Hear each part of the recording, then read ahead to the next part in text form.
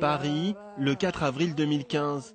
Nous assistons au Seder, le repas traditionnel de la fête de Pâques, dans une famille juive.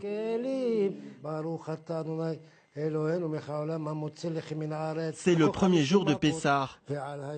Les Juifs commémorent la fin de l'esclavage, la sortie d'Égypte, il y a plus de 4000 ans. Les prières racontent l'exode vers la terre promise, la naissance d'Israël en tant que peuple. Alléluia. Et comme chaque fois, les mêmes mots rituels sont prononcés.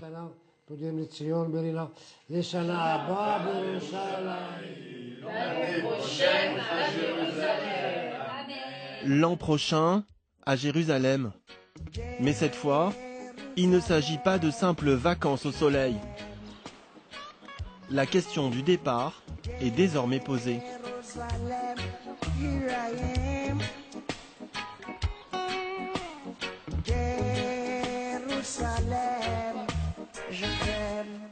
En 2014, 7231 Français ont fait leur alia, leur montée en Terre Sainte. Un quart en moins de 25 ans.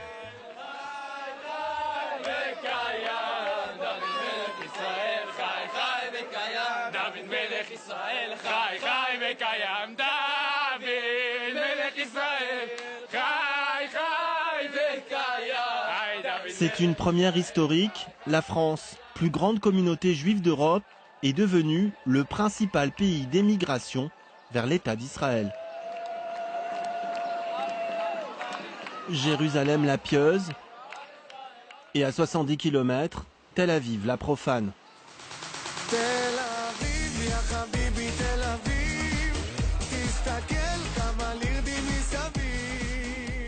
Quand ils arrivent, la majorité des Français s'y installent.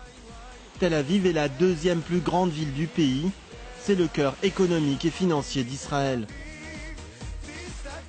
Nous retrouvons dans ce bar David. Le jeune homme, âgé de 33 ans, est arrivé en décembre dernier.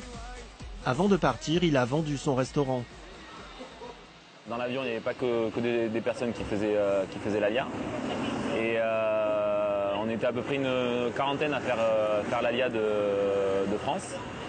Et donc sur la quarantaine, donc il y a une personne qui est venue nous accueillir à notre arrivée, à notre descente d'avion. Et elle nous a pris dans une salle. Donc au départ, ils nous ont offert un petit peu une petite collation après ce dur voyage. Ils nous ont souhaité la bienvenue.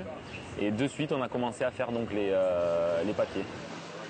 En 3 quarts d'heure seulement de temps, David a obtenu la nationalité israélienne. Il a même reçu ce jour-là sa carte d'électeur. Là, pour l'instant, je me sens plus immigré dans un nouveau pays, mais dans mon pays en fait. C'est une sensation qui est assez bizarre. Mon rêve, c'est de m'intégrer à cette société qui est dynamique et qui respire la joie de vivre. Et c'est tout simplement travailler et m'intégrer et parler surtout la langue. Comme tous les nouveaux arrivants, David est pris en charge pendant 6 mois par un programme d'intégration gouvernementale. Durant cette période, il reçoit 5 à 600 € par mois et des cours d'hébreu intensifs. Face à la mer, pour moi, je vois la France. Je vois la France, je vois mes familles, je vois ma famille qui me manque et je vois une partie de moi aussi qui est restée un petit peu là-bas. Et de l'autre côté, cet horizon-là? Et là, justement, je vois mon avenir. Je vois une nouvelle vie qui commence et avec ces nouvelles constructions, ces nouveaux immeubles, cette énergie qui se trouve ici à Tel Aviv. Et ça me donne l'envie de moi aussi construire quelque chose. Voilà. Et construire ma vie ici.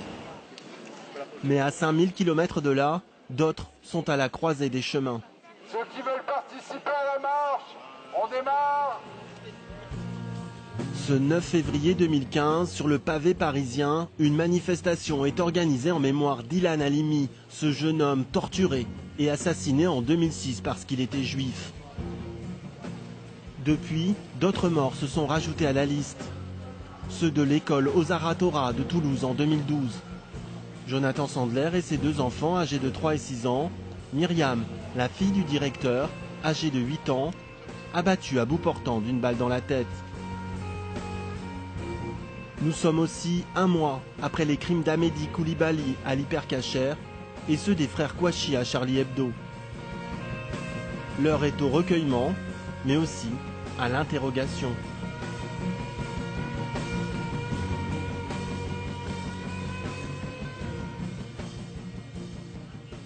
Nous, la communauté juive, on est comme le baromètre qui donne la température, et aujourd'hui la France est malade. Quand on touche aux juifs, on touche à la France, et quand on a touché des juifs, c'est que la situation va mal. Je suis inquiet, je suis réaliste quand je vois qu'il y a 1000 jeunes qui sont partis en Syrie, et je vois cette haine dans certaines parts de la société qu'il y a vers les juifs, vers Israël. Alors je me dis, ça m'inquiète et je me demande qu'est-ce qui va se passer. Moi j'envisage de quitter la France, je ne compte pas rester ici.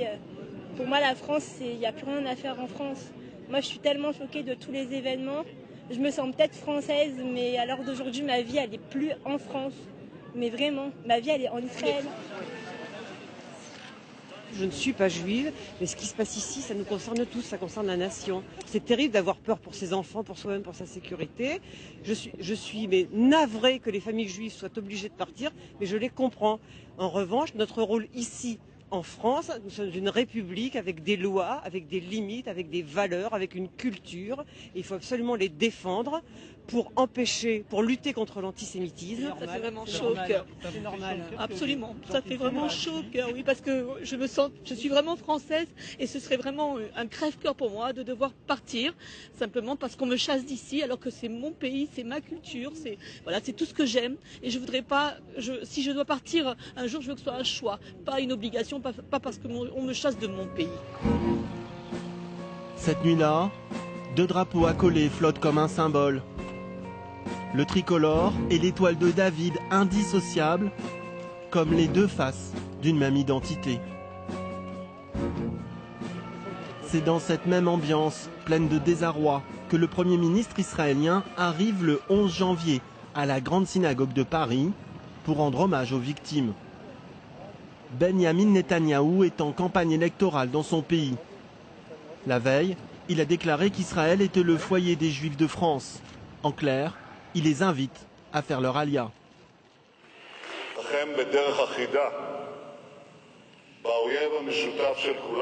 Uniquement lorsque la communauté internationale se mettra à combattre de façon unie contre notre ennemi commun. Manuel Valls, le Premier ministre français, déplore les propos de son homologue. Et sa réponse ne se fait pas attendre. Sans les Juifs de France, la France n'est plus la France. Les Juifs de France sont au cœur de la République. Et ce message, nous sommes tous des Charlie, nous sommes tous des policiers, nous sommes tous des Juifs de France. Et que ce qui s'est passé cette semaine, mais aussi avec cette réponse qui a été celle de la société française, eh bien il faut en tirer une leçon. Il y en a assez des cris de haine. Ces cris de haine, certains ont fait des milliers de kilomètres pour ne plus les entendre. Direction Ranana, dans la banlieue de Tel Aviv. C'est là que Léa, Raphaël et leurs 4 enfants se sont installés. On peut appeler les enfants. Mettre la table ? On peut mettre la table, ouais. C'est une bonne idée.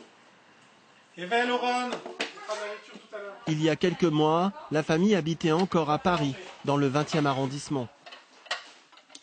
Raphaël, ingénieur en électronique, a retrouvé un emploi dans une grande multinationale. Léa est éducatrice et n'a pas encore de travail.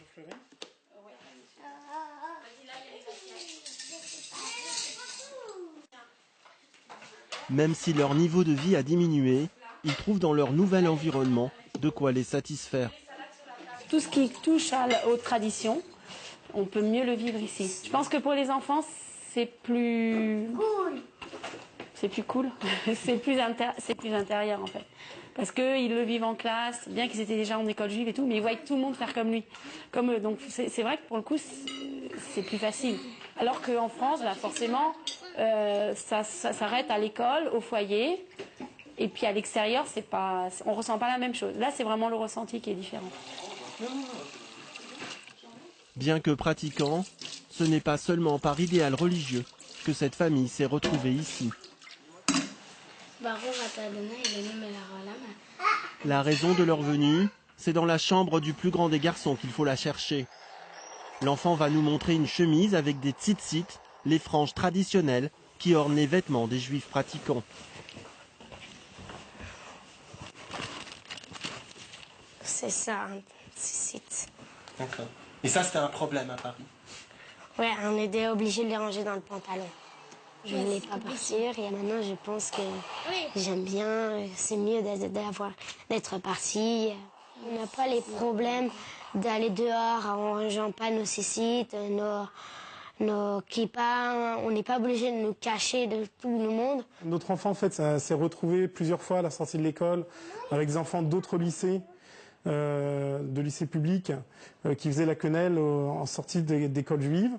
Et c'est vrai que c'est quelque chose qui nous a marqué parce qu'on a senti chez lui un malaise où il comprenait plus. Pour lui, en fait, il a toujours été français. Et tout d'un coup, en fait, on lui disait va-t'en d'ici, tu n'es pas chez toi, en lui faisant la quenelle. Et quelque part, pour lui, il y a eu une brisure. Et c'est vrai que nous, on l'a ressenti aussi parce qu'on a senti son mal-être. Et on s'est dit peut-être que là, les choses sont en train d'aller trop loin et qu'il est temps de réfléchir et de prendre une autre direction. À Paris, le gouvernement a pris des mesures radicales. Depuis le 12 janvier, l'opération Sentinelle du plan Vigipirate renforcée a été activée. Cette école juive du 18e arrondissement est désormais sous protection de l'armée. Il est 8h30, c'est l'heure où les parents amènent les enfants en classe. Au 21e siècle, d'avoir des soldats devant nos écoles, c'est pas logique. Il n'y a rien de rassurant aujourd'hui, même s'il y a des militaires. Si des gens doivent faire des choses, ils les feront quand même. C'est quoi votre sentiment? Écoutez, c'est comme ça. On continue malgré tout ce qu'il y a eu. Vous vous sentez visé? Oui. Moi, je suis née en France. J'ai vécu en France toute ma vie. J'étais dans les écoles laïques toute ma vie. J'ai côtoyé des gens de toute nationalité, de toute religion, de toute origine. Et j'ai jamais connu ce problème-là. Jamais, de ma vie entière. Mais si on est obligé de vivre notre religion tranquillement, dans un autre pays, on le fera. Comme des envies d'aller ailleurs? On y pense fort. On y pense fort. Maintenant, la France, c'est notre pays, on l'aime. Et voilà, quoi. Donc, mais on y pense. Tout le monde y pense. Au centre Lubavitch de Vincennes, comme chaque matin, une quarantaine de pratiquants assistent à la prière.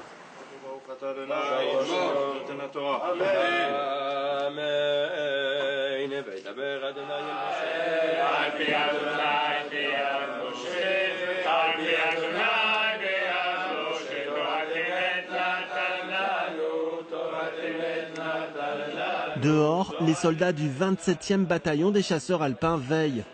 En région parisienne, 4000 hommes ont été déployés pour sécuriser plus de 300 sites de la communauté juive. À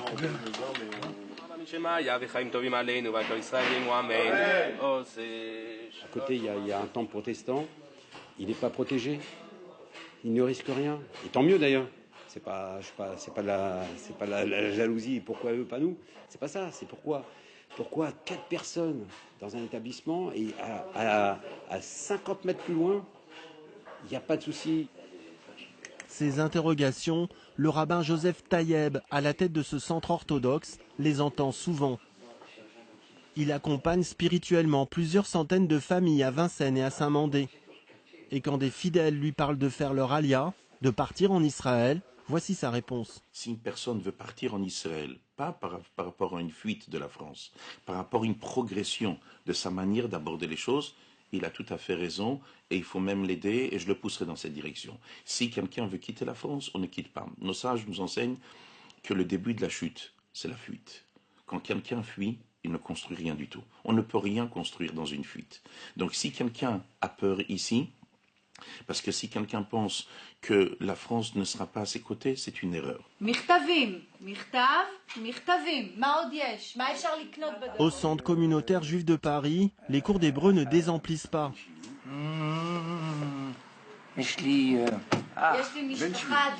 Gilbert a encore un peu de mal avec la grammaire. Il doit progresser rapidement parce que dans quelques mois, lui aussi va partir.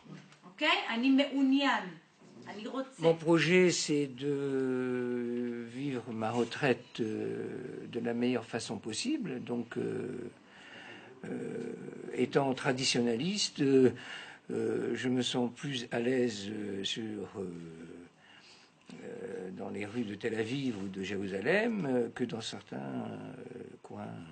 C'est pour une meilleure vie avec mes traditions, avec ne pas avoir le souci de savoir si j'ai ma kippa sur la tête ou pas.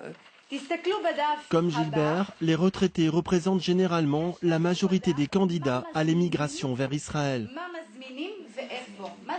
En France, c'est l'agence juive qui est chargée d'effectuer les différentes démarches. Et l'agence offre même le billet d'avion. Selon la loi du retour du 5 juillet 1950, votée par le Parlement israélien, toute personne ayant un de ses deux grands-parents juifs peut obtenir la nationalité israélienne. Depuis les attentats de janvier, les demandes d'information et de réunion ont été multipliées par 4. Pour éviter les échecs, tous les problèmes sont abordés, l'éducation, le logement, le travail et même l'équivalence des diplômes. L'âge à laquelle il est le plus difficile de faire son alia, c'est évidemment l'âge des familles. Quand on est père de famille, qu'on a des enfants, qu'on a des enfants qui sont scolarisés, qu'on doit ramener un salaire chaque mois parce qu'on doit nourrir une famille, etc. Donc c'est une période de la vie durant laquelle la question du départ doit être réfléchie en profondeur. On doit être capable de se dire finalement dans quelques mois, quand je serai en Israël, comment je gagnerai ma vie, quel salaire je pourrai ramener à la maison, comment on fera pour vivre, tout simplement parce qu'on n'est pas seul. Direction Ashdod, à 35 km de la ville palestinienne de Gaza, dans le sud d'Israël. Ashdod est une ville en plein essor, aux allures de station balnéaire. Avec ses 260 000 habitants, c'est la 5e ville du pays. 40 000 Français y résident déjà. De quoi attirer de très nombreuses nouvelles familles. Pour favoriser leur venue, l'association AMI présente dans tout le pays s'active. Avi en est le directeur, il doit rencontrer aujourd'hui les autorités locales. Oui, rendez-vous avec le maire d'Ashdod pour essayer de faire avancer les questions d'intégration de la population francophone qui continue d'arriver en Israël et en particulier Ashdod qui est une ville francophone par excellence. Et donc j'espère qu'on pourra avoir de bons résultats parce qu'il y a effectivement un certain nombre de défis qui se posent à l'arrivée dans quelques mois d'un nombre assez important de familles. L'entretien va durer 1 heure. La mairie s'engage à débloquer des moyens supplémentaires. Il y a une grande concurrence avec différentes villes d'Israël pour accueillir les émigrants français. Nous les voulons vraiment. Ashdod est une des villes leaders pour l'Alia.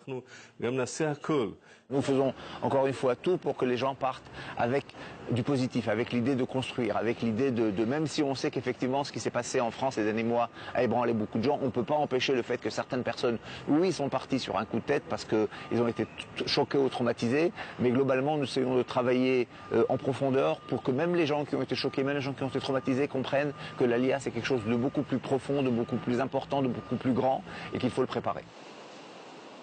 Col Israël, la voix d'Israël émettant de Jérusalem, il est 6h45. J'ai le plaisir aujourd'hui de recevoir dans notre émission le maire de la ville de Maalot. Il est également d'origine francophone et il espère attirer dans cette ville de nombreux immigrants français qui souhaitent s'installer dans le nord du pays, en Galilée.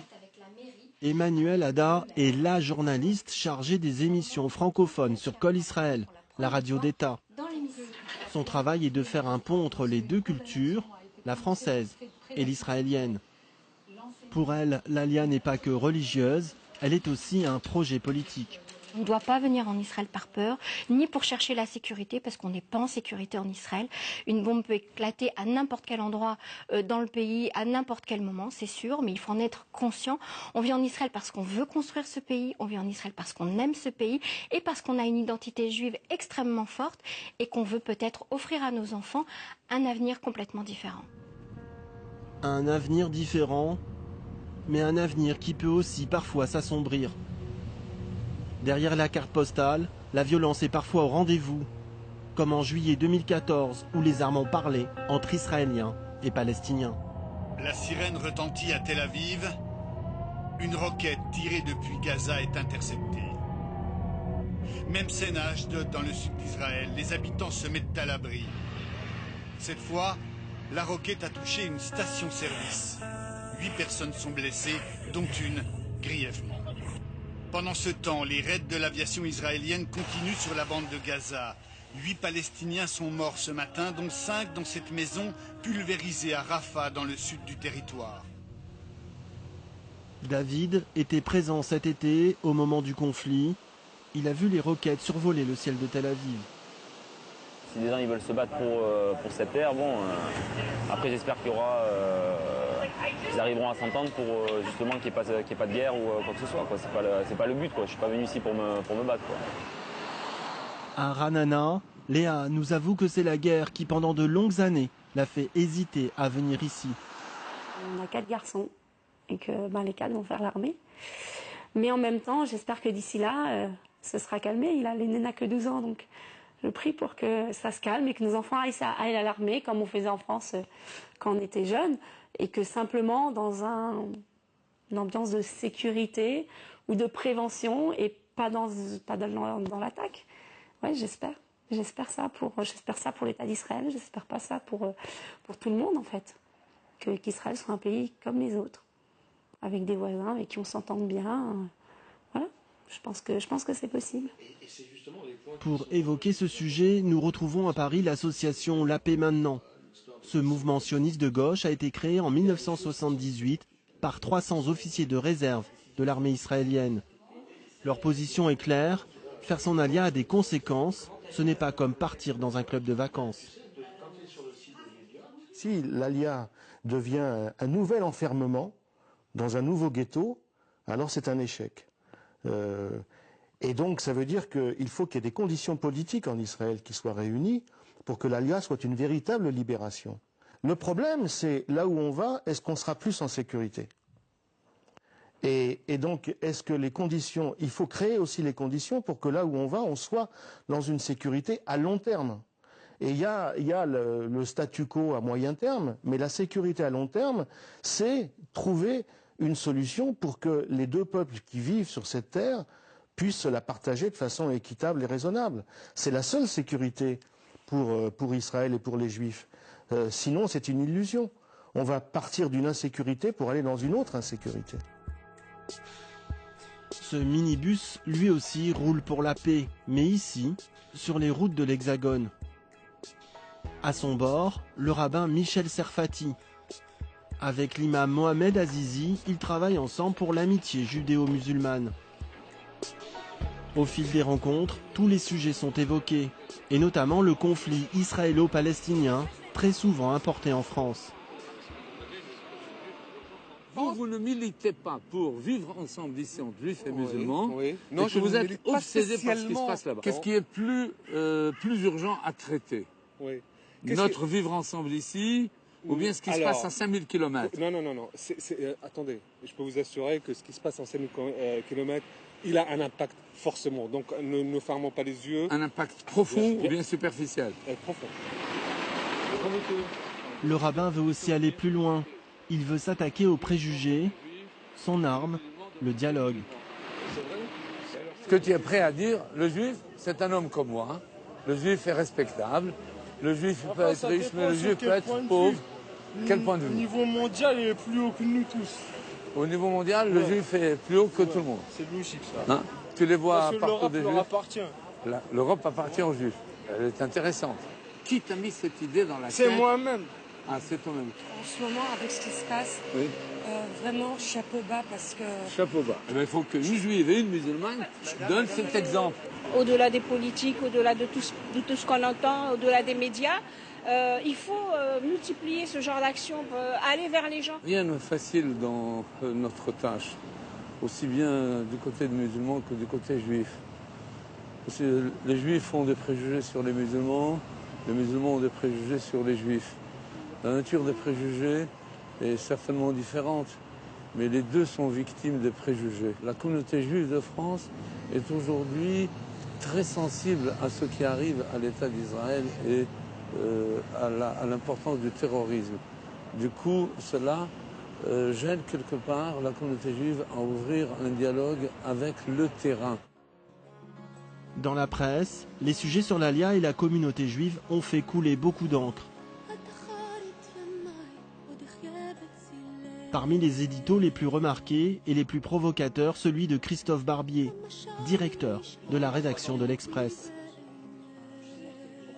J'ai voulu éclairer sur deux pièges possibles. Le piège tendu par les antisémites qui menacent, créent de la peur pour faire fuir et récupérer le terrain. Le jour où il n'y aura plus de juifs en France parce qu'ils seront tous partis, eh bien les antisémites seront partout. Ils auront gagné. Il faut résister ici et maintenant en leur montrant qu'on n'a pas peur. C'est facile à dire quand on n'a pas eu un enfant menacé ou quand on n'a pas entendu à la télévision qu'il y avait eu un massacre dans une école. Puis le deuxième piège, c'est le piège que peut tenter Netanyahou en expliquant que la France est un pays beaucoup trop dangereux et qu'il faut venir en Israël. C'est aussi un pays qui est aux armes en permanence parce qu'il est menacé. Donc cet argument de sécurité ne vaut pas. En revanche, c'est un pays qui est dans la cohésion face à l'ennemi, alors qu'en France, évidemment, les Français juifs peuvent se sentir parfois abandonnés par leurs concitoyens, négligés par leurs concitoyens. On estime à 10 000 cette année le nombre de citoyens français qui partiront vers cette terre tant de fois promise. Mais pour certains, la grève ne prendra pas. La société israélienne reste très éloignée du modèle social à la française. Alors combien seront-ils à revenir? À ce jour, il n'existe aucun chiffre officiel, juste le mot hébreu Yérida, la descente.